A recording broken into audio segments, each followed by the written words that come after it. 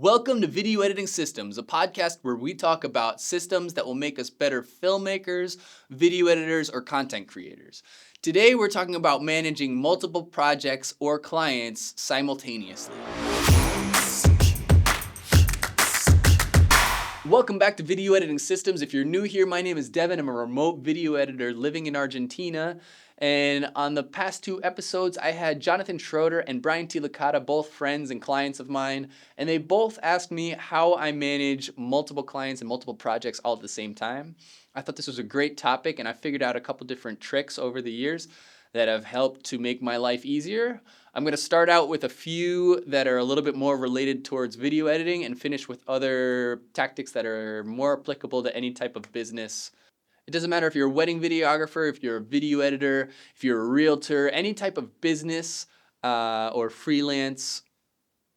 These are tricks that will help make your life a little bit easier. So I'm going to start things off with a trick that I have just recently figured out, and I kind of feel like an idiot that I've been editing for 3 years, and I'm just now making this document. I made a Google Doc with each client and all of their preferences, everything I need to know about them. Because even if I've been working for a client for a while and I've done a couple projects for them, if I don't talk to them for a month and I go back to edit for them, I get them mixed up with a lot of different other clients. And so it's nice to be able to just glance at this Google Doc and know what it is that they want in a video. Because I feel a little bit like a pain in the ass if I have to ask them something that they've already answered. Funny story, I actually figured out that I should probably make this Google Doc after taking my dog to the vet.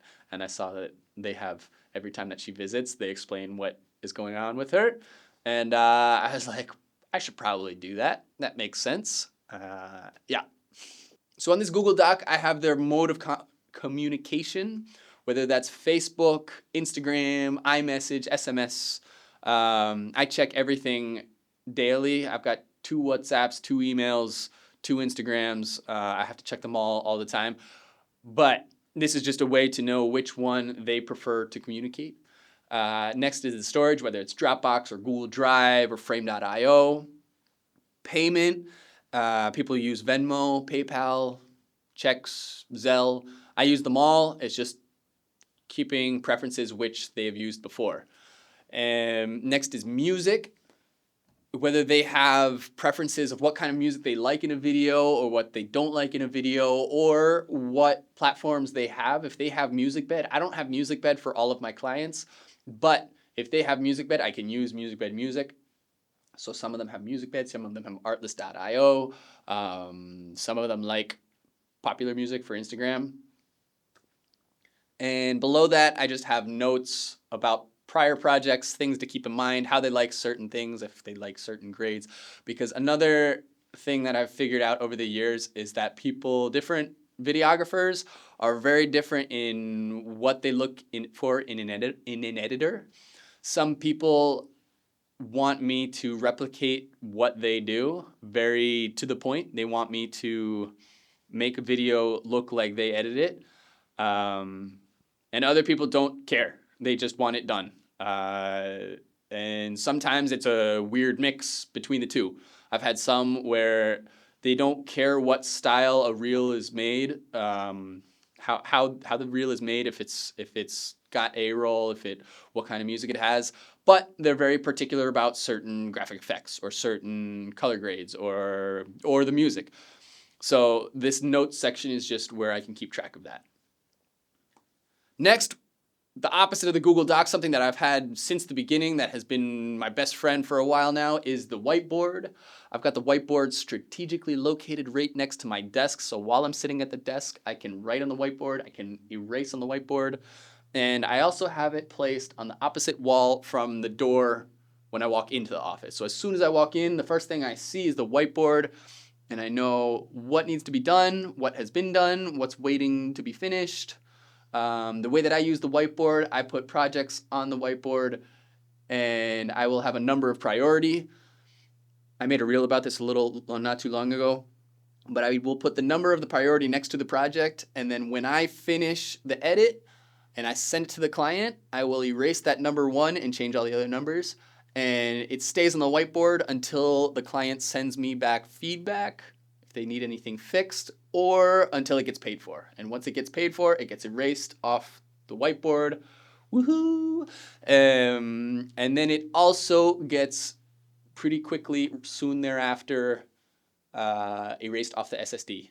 I will put it on the external hard drive for hard cold storage, but the whiteboard reflects the SSD. So everything that's on the whiteboard should be on the SSD. I don't do it immediately, but the next day or two, I will clean off the SSD, put it on the external hard drive, and the file structure stays the same. So if I need to use the same structure as that same video file, I can just drop it back on the SSD, and everything should still be in place.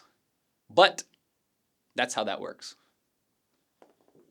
Getting more nerdy about inside DaVinci and inside Premiere or any other video editing software, I use those two. But I try to keep the project structure the same. So I will have the bins or the folders both in Finder and in DaVinci or Premiere. They will be the same. I'll have footage, then assets, then exports or timelines in the program. I've talked about this before on the podcast, but I label different clips with different colors, and this is key to keeping myself organized. And I try to keep the same type of colors across different types of projects. So for example, Shift Options C, V, and B are all shortcuts to change the color to pinks and reds and those types of colors, and that is always the A roll. So anytime I see that anyone that is talking, that is telling any kind of story, whether it's wedding vows, whether it's a first look, whether it's a speech, whether it's an interview in a corporate video, that talking head shot will get a pink or a hot pink, a pink or a red. And I will alternate depending speakers or locations where they're speaking, so that way I get switched between the two. I also have those colors, the same thing in Premiere and in DaVinci, or similar colors in DaVinci. In Premiere, you can actually change the hues of the colors. I didn't like the latest update in Premiere. They made the colors not so bright, and so I brightened them all up. And I make them all kind of somewhat similar to DaVinci. So that way it doesn't matter what program I open. If I open an old project that I need to change something, it's all still somewhat the same language as what goes on in my brain. Another trick, video editing wise, that has been with me for a while. I've been doing this for a while, but it's taken me a while to get it optimized to where it is now, is the library that lives on the SSD. So I've got any kind of LUTs or sound effects or graphic effects that I use in different projects. I will keep them on the SSD. Again, it's taken me a while to figure out what I like and what needs to stay on the library and keep it the way that it is. But that is wonderful because anytime I open an old project, everything is still intact. This does get a little tricky sometimes when people ask for if they want the project file. But in that case, I just need to remember to drag everything that I take from the library. I will put it in the assets folder in each project folder. So before I get into more tricks that are more associated towards the business end and can be applicable across any type of business, I just want to thank you guys so much for listening to this podcast. It blows my mind that people like listening to me geek out about video editing because I love video editing, and it's so awesome hearing that people listen to this. And yeah, if you're enjoying this podcast, please let me know. And also, if you have any questions, like the way Jonathan and Brian both asked me about this, please let me know. Let me know on Instagram, Facebook, YouTube. Like I said, I check all of the things. So yeah, send me a message, send me a follow, and let's get into more business tricks. So the first trick that is more applicable to any kind of business is keeping a notebook or a journal. I think this is probably the least applicable to everything that I do here, but it's the quickest, fastest solution to make you feel better. If you're feeling overwhelmed or you've got too much going on, you write anything down, you write a list of things you got to do. You write I think when I write anything down, it just immediately makes me feel better. It's just an instant relief of stress. So that's the easiest one. Another thing that I'm putting on this list because it's something that I don't do very well, but I know I should and I'm getting better, is always looking for more work. I think it's really easy as a freelancer to get a new client who says they have a ton of work for you and being like, all right, awesome. And you work your ass off for them. You get a lot done. And then eventually you run into the valley. There's just highs and lows to work as a freelancer. And it comes in waves. And I think the trick is always just to be honest with the client and always give yourself time to be looking for more work and to be able to schedule work ahead of time. You should always be booked up. If you've made it to the point where you are just have all the work that you want, awesome. You've succeeded in life. For me personally, what I would love to have a team of other editors working for me, which I'm slowly getting there, but I feel like once that happens, I'm still always going to be looking for more work, and I'm always going to be looking to expand the business, and it's just never enough work.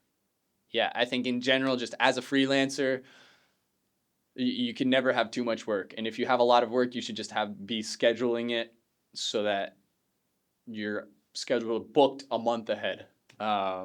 It's something that's tricky with video editing. But like I said, if you do this properly, I think it's more you get closer to having consistent work and to not get work coming in waves, in highs and lows.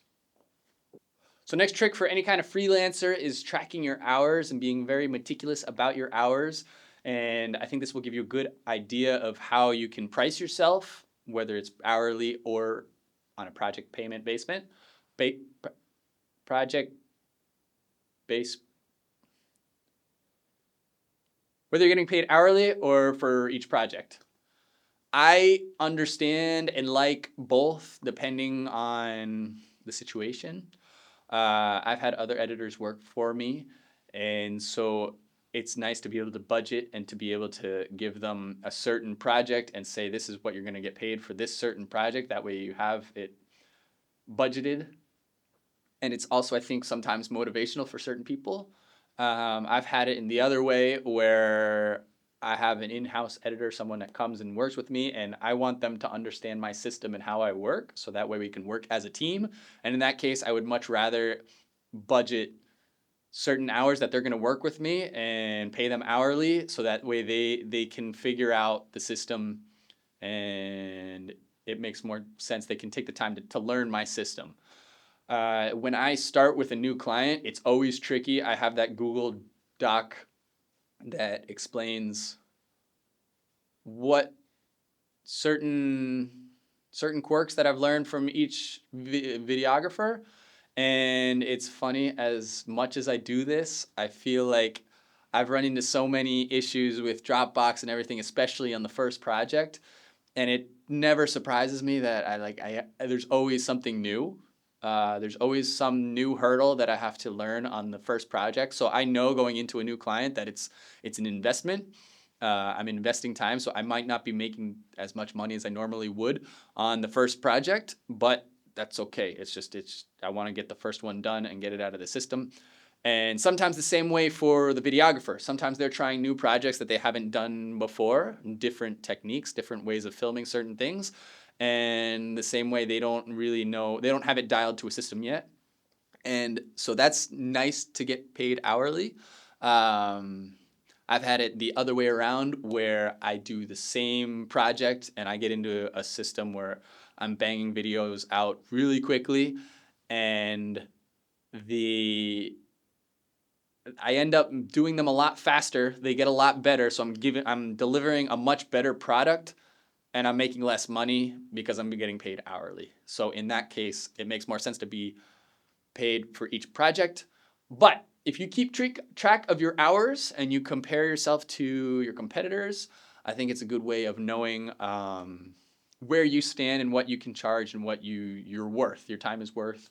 And so my system, which I don't know if I recommend it, but it's what works for my brain. Maybe it'll get some wheels turning and get what works for your brain. If you've got a better system, please let me know. I'd love to try some other things. I tried a ton of apps, a ton of time tracking apps, and I like things to be simple. I like the notebook. I like writing things down, and I like making it as simple as possible. So what I've figured out that works for me is I will keep track of my hours in iCalendar. Then I will move them to Toggle, and I'll explain why in a second.